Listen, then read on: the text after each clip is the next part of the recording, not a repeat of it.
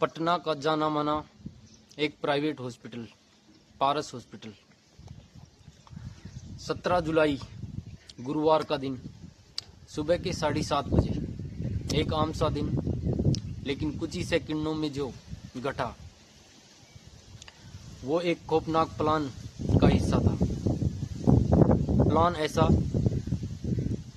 कि जो किसी माफिया मूवी की याद दिलाता हो, लेकिन ये कहानी कोई रील नहीं, रियल है।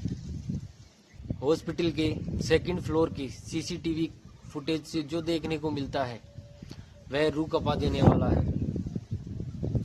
सेकंड फ्लोर पे एक खाली कॉरिडोर, जिस कॉरिडोर में एक एक कर 5 लड़के आते हैं।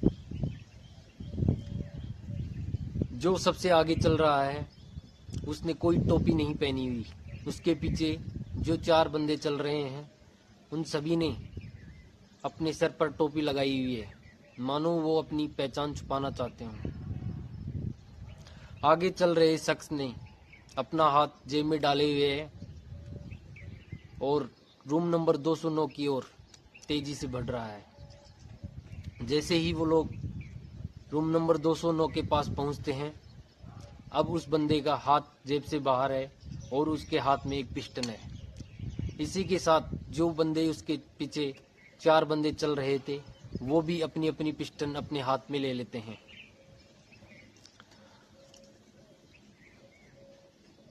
इसी तरीके से 5 बंदे, 5 हथियार और एक हॉस्पिटल का शांत कॉरिडोर। ना कोई रोक, ना कोई डर, मानो सब पहले से प्लान किया हुआ हो।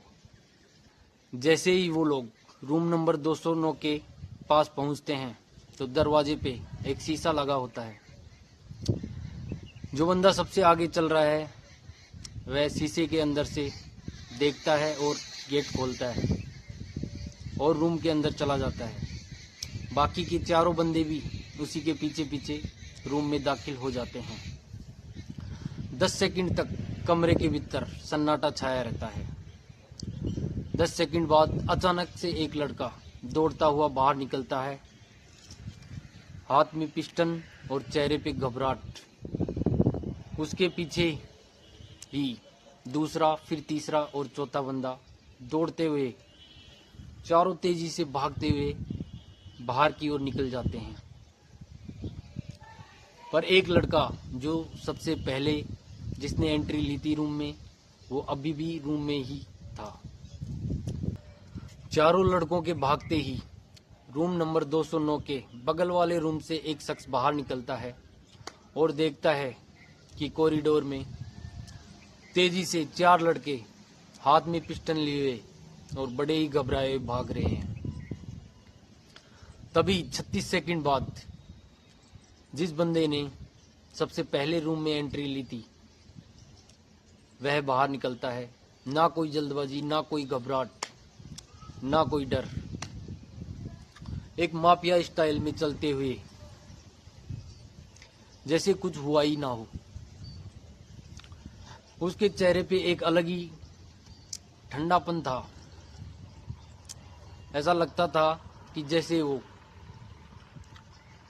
खुश था कि उसके लिए 36 सेकंड का जो समय था वह काफी था। उसे जो काम करना था वह अपना काम करके आराम से लौट रहा है। कमरे में क्या हुआ, किसे निशाना बनाया गया? क्या ये कोई सुपारी किलिंग थी या फिर कोई पुरानी रंजिश? और सबसे बड़ा सवाल, जो सबसे आखिर में बाहर निकला वो कौन था? क्यों बाकी चारों घबराए हुए दौड़ते हुए बाहर निकल गए और यह शख्स 36 सेकंड तक अंदर रहा? क्या उसका मकसद किसी को डराना था या किसी की हत्या करना था? इन सभी सवालों के जवाब मैं आगे चलकर आपको वीडियो में बताता हूं। दोस्तों, मैंने अब तक आपको जो बताया वह एक सीसीटीवी फुटेज वीडियो के बारे में था, लेकिन अब मैं आपको इस कहानी में, इस घटना में जो भी कुछ घटित हुआ है उसका डिटेल में पूरी जानकारी देता हूं। 17 जुलाई की सुबह 7:25 पर पोरस हॉस्पिटल के अंदर 5 बंदे घुसते हैं। हॉस्पिटल के सेकंड फ्लोर पे रूम नंबर 209 के अंदर ये लोग हाथ में पिस्टन लिए हुए दाखिल होते हैं और 10 सेकंड के अंदर फायरिंग की गोलियों की आवाज गूंजती है। दोस्तों, इन 5 लोगों ने जिसे मारा वो कोई साधारण आदमी नहीं था, वह भी बक्सर का एक कुख्यात गैंगस्टर चंदन मिश्रा था, जिसपे दर्जनों हत्याओं के केस दर्ज थे और इन हत्याओं के आरोप में कोर्ट ने इसे उम्र कैद की सजा तक सुना रखी थी। लेकिन सवाल ये था, चंदन की हत्या ये करने वाले कौन है या फिर इनसे कोई करवाने वाला कौन है?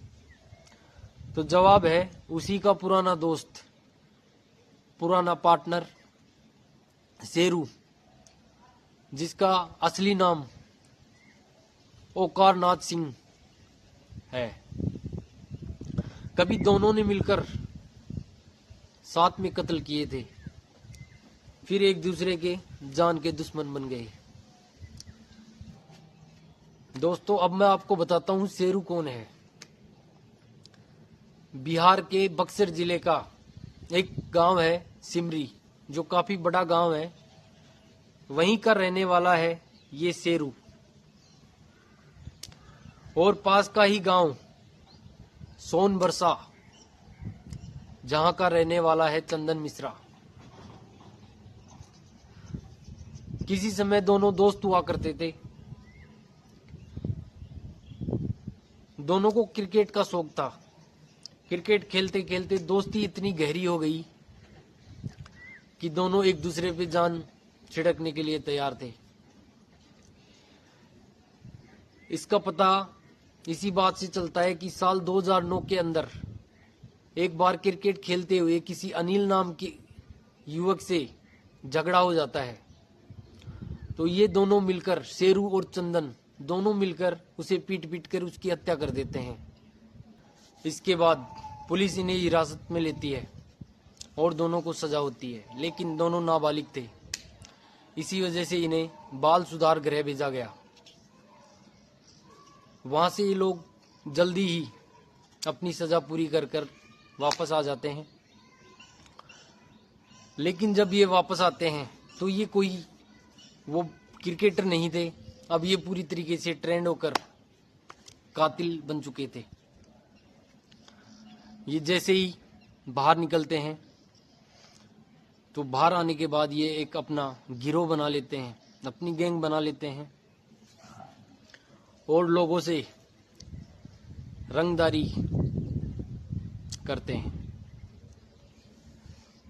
दुकानदार, व्यापारी, ठेकेदार जो नहीं माने उसे मार देते थे। इस गैंग ने 2011 के अंदर 6 लोगों की हत्या की थी। चंदन और शेरू ने दोनों ने मिलकर। कोई भी इनसे टकराने की हिम्मत नहीं करता था। बक्सर व बक्सर के आसपास के इलाके में इनका इतना खौफ हो गया था कि कोई भी इनसे टकराने की जरूरत नहीं करता। इन्हीं 6 हत्याओं में से एक केस था राजेंद्र केसरी मर्डर। शेरू और चंदन दोनों ने मिलकर ही राजेंद्र केसरी की हत्या की थी। इस हत्या के बाद दोनों में पैसों को लेकर मतभेद शुरू हो गए और दोनों में झगड़ा इतना बढ़ गया कि दोनों अलग हो गए। लोगों का तो यह भी कहना है कि जातिगत कारणों की वजह से भी ये दोनों अलग हो गए और दोनों अलग होकर अपनी अलग अलग गैंग बना ली। राजेंद्र केसरी मर्डर केस के चलते हुए ही पुलिस इन्हें बंगाल से गिरफ्तार करती है, क्योंकि ये राजेंद्र केसरी का मर्डर करके तुरंत बंगाल फरार हो गए थे। पुलिस इन्हें हिरासत में लेती है और कोर्ट में पेश करती है। कोर्ट इन्हें शेरू को फांसी की सजा सुनाता है और चंदन को उम्र कैद की सजा सुनाता है। लेकिन कोर्ट में सुनवाई के दौरान ही चंदन ने एक पुलिसकर्मी से उसकी रिवॉल्वर छीनकर उसकी हत्या कर देता है और वहां से फरार हो जाता है। लेकिन कुछ समय बाद ही पुलिस इसे फिर से पकड़ लेती है और जेल में डाल देती है। उधर कोर्ट शेरू की फांसी की सजा को कम करके उसे भी उम्र कैद की सजा सुना देता है। शेरू और चंदन अब दोनों जेल में थे, लेकिन चंदन मिश्रा बीमारी के बहाने पैरोल पे 2 जुलाई को बाहर आता है। बताया जा रहा है कि उसे पायल्स की बीमारी थी। उसे 15 दिन की छुट्टी मिलती है। वो सीधा हॉस्पिटल में जाकर सीधा अपने गैंगवार दोस्तों से मिलता है। उसका बढ़िया स्वागत होता है, बढ़िया पार्टी करता है, बढ़िया मौज मस्ती, और इसी तरीके से उसकी छुट्टियां बीत रही थी। छुट्टियों के 2 से 3 दिन बचे, तब उसने विचार किया कि जिस कारणवश मैं पैरोल पे बाहर आया हूँ, तो हॉस्पिटल के कुछ डॉक्यूमेंट्स भी चाहिएंगे मुझे, तो इसलिए वो 15 जुलाई को पारस हॉस्पिटल में एडमिट होता है। यही मौका था शेरू के लिए। इससे बेहतर मौका क्या मिलता।